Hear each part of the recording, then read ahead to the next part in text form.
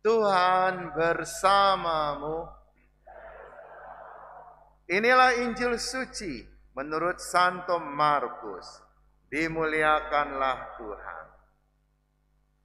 Sekali peristiwa Yesus memanggil murid-muridnya, lalu berkata, "Kamu tahu bahwa mereka yang diakui sebagai pemerintah bangsa-bangsa bertindak sebagai tuan atas rakyatnya, dan para pembesarnya bertindak sewenang-wenang atas mereka.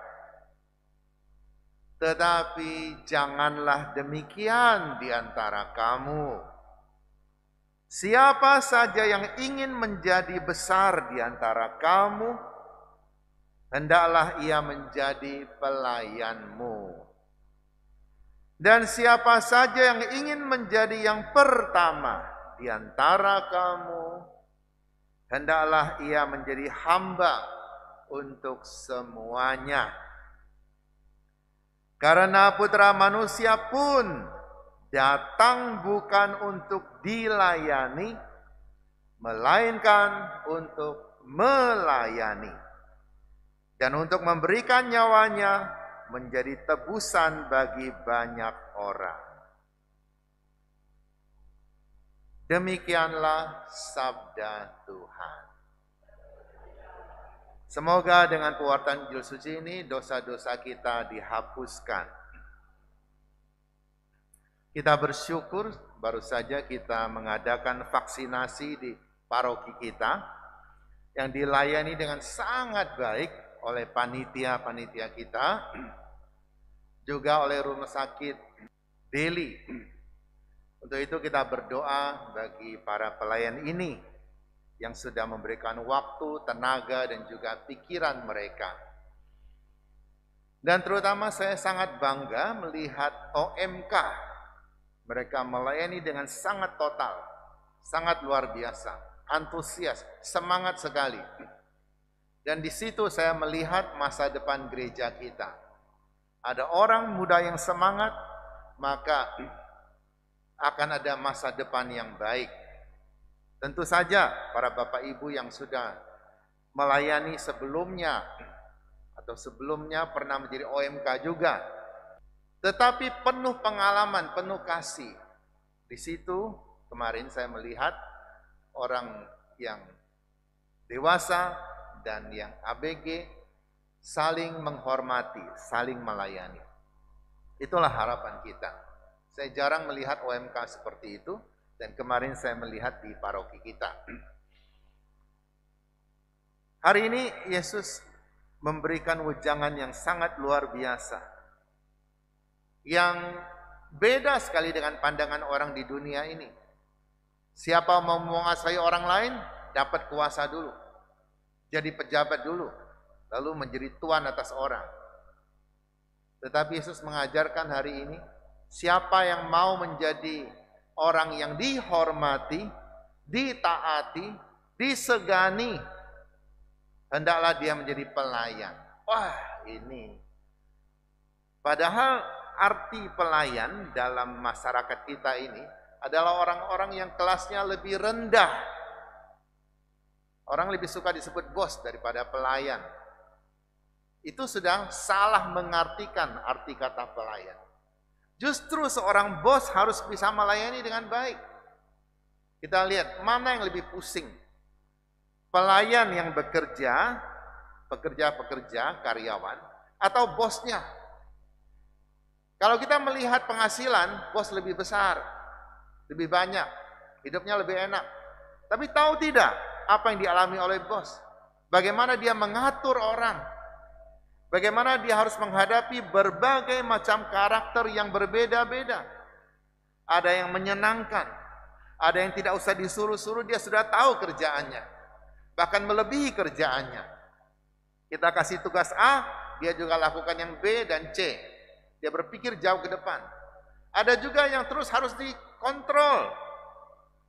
Itu seperti mainan yang pakai per itu.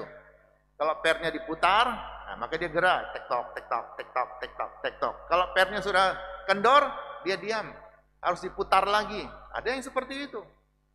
Ada yang hanya menuntut gaji tetapi tidak mau bekerja, bermalas-malasan. Nah, bagaimana perasaan kita sebagai pemimpin? Sangat tidak gampang. Maka saya katakan beban yang lebih berat itu ada di pemimpin loh, bukan di pelayan. Pelayan hanya mengerjakan tugas yang ditugaskan kepada dia, itu saja. Pemimpin, dia harus memimpin berbagai macam orang dengan macam-macam tugas. Tidak hanya mengarahkan, mungkin harus memberikan contoh juga. Maka pemimpin tidak gampang. Dia juga melayani dengan cara yang lain. Bacaan hari ini sebenarnya panjang, tapi saya ambil bagian yang singkat saja. Versi panjangnya sebelumnya dikatakan bahwa sesudah Yesus mengatakan bahwa dia sebagai Mesias harus menderita dan dibunuh orang, kemudian dia akan bangkit lagi. Sesudah dia mengatakan demikian, ternyata para murid tidak ada yang tersentuh. Mereka anggap, Yesus halu saja ini, berhalusinasi. Ini gurunya ini ngarang-ngarang, belum terjadi apa-apa dia sudah khawatir, orang yang banyak khawatir. Mereka tidak peduli. Bahkan ada 2 orang datang pada Yesus. Tuhan, kalau engkau meraja nanti, biarkanlah kami 1 orang di sebelah kirimu, 1 orang di sebelah kananmu. Artinya ikut meraja. Lalu teman-teman yang lain marah. Marah ini bisa mempunyai macam-macam makna. Marah yang pertama mungkin guru mau menderita, atau guru ada ancaman akan dibunuh orang. Lah, kalian malah minta jabatan. Tidak ada perhatian. Marah bisa yang pertama itu, tapi jarang ada yang itu. Yang kedua, kok berani-beraninya kalian minta jabatan, kami aja yang lebih tua belum? Kan bisa yang kedua itu. Semua orang ingin ada kuasa, ingin ada jabatan. Tidak dapat disangkal bahwa orang yang berkuasa akan lebih gampang melakukan tugasnya daripada orang yang tidak punya kuasa apa-apa. Kalau dia mau melakukan tugas, dia mulai atur-atur orang, orang tanya, siapa lo? Artinya, engkau tidak pantas, belum sampai ke tahap itu. Maka orang yang punya kuasa akan lebih gampang. Orang yang punya kuasa itu orang yang bagaimana? Orang yang omongannya, nasihatnya diperhatikan orang. Kita lihat di restoran-restoran kalau orang makan ramai-ramai, ribut luar biasa. Kenapa ribut? Karena semua orang yang ngomong mau didengarkan oleh orang banyak. Supaya didengarkan orang banyak, karena semua juga ngomong, dia harus teriak. Yang satu suaranya keras, yang kedua, emang cuma lo yang bisa punya suara keras, aku juga bisa. Yang kedua lebih keras lagi, yang ketiga lebih keras lagi, satu restoran bising semua. Saya kalau ketemu restoran kayak gitu, saya ingin cepat-cepat selesai makan, pergi saja. Semua orang mau diperhatikan. Orang berpikir, kalau suara saya keras, saya diperhatikan orang. Suami istri saja kalau bertengkar, lihat, siapa yang suaranya lebih keras, yang lebih emosi, urat darahnya keluar semua, mukanya merah, matanya melotot, biasanya itu yang banyak salah. Karena orang sering berpikir kalau suara saya keras diperhatikan orang maka saya benar. Belum tentu. Orang yang bersuara keras belum tentu benar. Orang yang tidak bersuara belum tentu benar juga. Benar tidak benar bukan dilihat dari suara, bukan dilihat dari penampilan, tapi dari karyamu. Kita sudah benar belum? Karena orang yang benar tidak perlu dibenarkan, dia sudah benar. Tapi kalau ada orang membenarkan diri, maka dia tidak benar. Karena itulah dia membenarkan diri. Orang yang benar tidak perlu membenarkan diri, sudah benar. Semua orang yang waras akan tahu itu orang benar. Hanya orang-orang yang tidak waras yang mengatakan orang benar itu tidak benar. Jadi kalau kita dikritik oleh orang-orang yang tidak benar, jangan terlalu kecewa. Bersyukurlah dia mengkritik engkau, berarti dia tidak segolongan dengan engkau. Kalau orang-orang baik mengkritik kita, nah kita perlu waspada. Kita perlu belajar dan jangan melawan juga. Ada banyak kritikan yang membantu kita. kita ini tidak bisa terus-menerus tahu apa yang kita lakukan benar atau tidak. Kadang-kadang yang kita lakukan, kita tidak sadar. Ada salah yang kita tidak sadar. Tapi orang sekeliling kita ini melihat lebih jelas daripada kita sendiri. Mata kita hanya ada di sini. Mata orang lain jauh. Sekeliling kita ada banyak yang melihat kita. Maka orang yang diperhatikan itu adalah orang yang berkuasa. Tapi bagaimana kita bisa diperhatikan orang? Ada cara yang baik, ada cara yang buruk. Cara yang buruk adalah berbuat sesuatu yang aneh-aneh supaya diperhatikan orang. Orang Tionghoa punya pepatah, "Chou ren duo zuo guai." Orang jelek suka bikin aneh-aneh supaya diperhatikan orang. Orang jelek siapa yang mau lihat sih? Mungkin kebetulan lihat dia, tapi tidak akan lihat lama-lama, tidak akan menatap dia, mengagumkan ya, enggak. Supaya dilihat lama-lama, maka bikinlah yang aneh-aneh. Kepala dipasang baling-baling misalnya, jenggot dikasih 5 warna misalnya, bikin alis ya, melengkung ke atas, supaya dilihat orang. Tapi orang hanya lihat lalu ketawa, itu saja. Tidak ada kuasa apa-apa. Tetapi jika kita melakukan satu kebaikan, kita melayani orang, seperti panitia dan petugas kemarin, melayani orang dengan tulus, meskipun capek, kepanasan, hanya ada kipas angin, tidak mungkin pasang AC di aula kita, tapi mereka melayani dengan sukacita. Kekesalan tentu saja ada orang yang bikin kesal. Tapi yang penting mereka melayani. Nah ini, mereka diperhatikan orang. Seorang bos, ini bos yang memberi gaji kepada pegawai. Uangnya dari mana? Anda tahu? Uang dari bos adalah uang dari pelanggan. Jika pelanggan dilayani dengan baik oleh pelayan-pelayan, maka mereka jadi belanja. Mereka jadi memberikan uangnya. Uangnya pertama-tama masuk ke tangan bos dulu. Nanti di akhir bulan bos baru bagi-bagi. Jadi bos ini hanya bagi-bagi, uangnya dari pelanggan. Jadi siapa yang harus kita layani? Pelanggan, bukan bos. Ada orang yang mencoba supaya dapatkan banyak hasil dari bos, mencoba untuk menjilat bos. Jorok sekali ya. Kalau saya jadi bos, saya tidak mau dijilat. Jilat sendiri aja jorok, apalagi dijilat orang. Ambil muka, cari muka pada bos. Tapi itu tidak ada gunanya. Engkau tetap tidak dihargai, engkau hanya dianggap penjilat saja. Tetapi kalau kita melayani pelanggan dengan baik, dan pelanggan bertambah banyak, mereka puas dilayani oleh kita, uangnya diberikan pada bos. Bos lalu membagi-bagi itu. Jadi sebenarnya yang memberikan suatu fasilitas pada kita itu adalah pelanggan, bukan bos. Karena itu Yesus mengatakan, barang siapa mau mempunyai kuasa, mau menjadi yang besar, layanilah orang. Bahkan anak manusia pun, kata Yesus, datang bukan untuk minta dilayani, tetapi melayani orang. Anak manusia, Yesus memberikan contoh dirinya sendiri. Yesus bertanya pada 2 murid itu, kalian minta jabatan, sanggupkah kalian meminum piala yang kuminum, menerima baptisan yang kuterima, yaitu kematian? Sanggupkah? Sanggup, mereka bilang. Belum terjadi ya gampang saja ngomong sanggup. Pada saatnya terjadi baru tahu sanggup atau tidak sanggup. Tapi kata Yesus, siapa duduk di kiri atau di kanan bukan hak saya memberikan, tapi Bapa surgawi yang memberikan. Bapa surgawi mau kita apa? Ya mau kita melayani.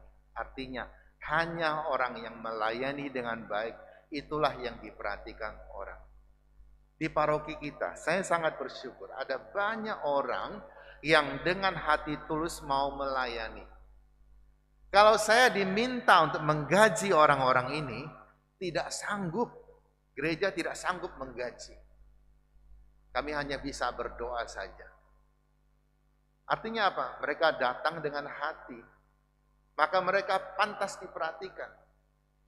Kadang-kadang ada orang kritik, kalau ada pelayan gereja meninggal dunia, atau sahabatnya, keluarganya meninggal dunia, lalu pastor datang, rame-rame umat datang. Kenapa rame? Kalau keluarga saya yang meninggal, kok sepi, tidak banyak yang datang. Coba pikirkanlah. Karena mereka melayani, mereka punya kuasa, mereka sanggup menarik hati orang. Jadi kalau kita melayani dengan baik, kita sanggup menarik hati orang. Kuasa yang menindas orang, tunjuk-tunjuk orang, atur-atur orang, bahkan mempersulit orang, kuasa semacam itu tidak populer. Itu tidak dihargai orang. Orang taat kepadamu mungkin karena takut. Tetapi jika engkau melayani orang dengan baik, tanpa kau suruh pun orang akan mengagumimu, orang akan mengikutimu, orang akan menjadi followermu. Kalau itu Instagram ya, menjadi follower. Tanpa harus dipaksa.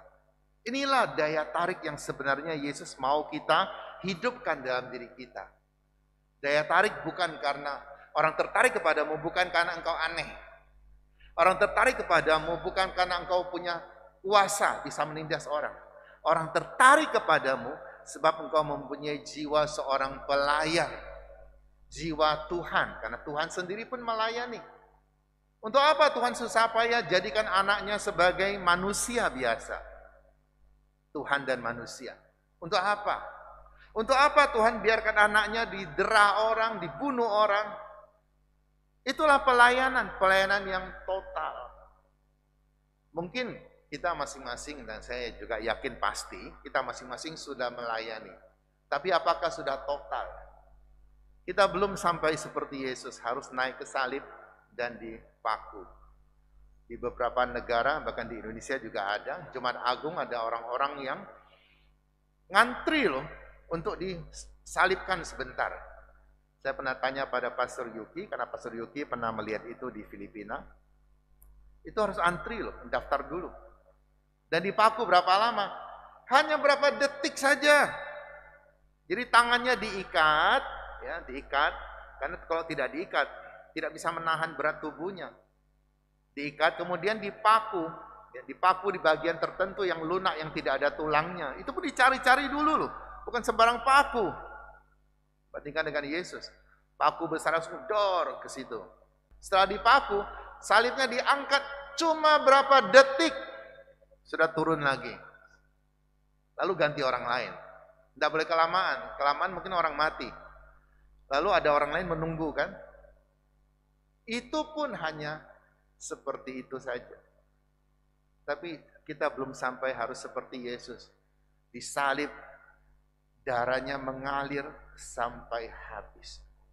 Artinya dia tahu, sebentar lagi saya mati. Sebentar lagi saya mati. Penderitaan orang yang tahu kapan dia akan mati, ini akan lebih berat daripada orang yang tidak tahu kapan dia akan mati. Yesus tahu sebentar lagi dia akan mati. Itulah penderitaan yang hebat. Lihat, itu pelayanan. Pelayanan yang sungguh total. Kita belum sampai ke situ. Kita baru disuruh melayani keluarga kita. Lalu melayani orang yang bukan keluarga kita. Melayani gereja juga. Kadang-kadang banyak menemukan hal-hal yang menjengkelkan. Tapi belum sampai seperti Yesus. Karena itulah Yesus katakan, jadilah engkau pelayan, maka engkau akan menjadi yang besar. Engkau akan menjadi orang yang tidak hanya dihormati oleh orang yang kau layani, tetapi juga dihormati oleh Tuhan sendiri. Engkau akan mendapatkan tempatmu jika itu engkau lakukan. Semoga Tuhan membimbing dan membantu kita semua manusia yang lemah ini. Amin.